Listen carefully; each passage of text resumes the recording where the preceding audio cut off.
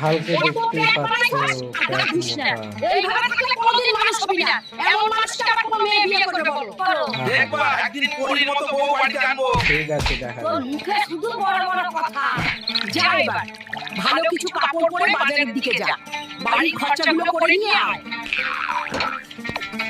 আরে তাহলে তোকে আজকে কিন্তু অনেক হ্যান্ডসাম লাগতেছে। দিদা তুমি শুধু মশারি করো, বাজারের ব্যাগটা দাও, জলদি বাজারে যাই। হাল্ক এত সেজে গুজে কই যাচ্ছিস রে?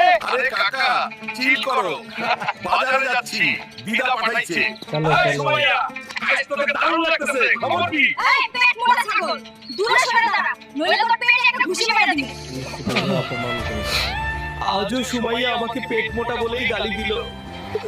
আমি তো সুমাইয়াকে অনেক ভালো পাই।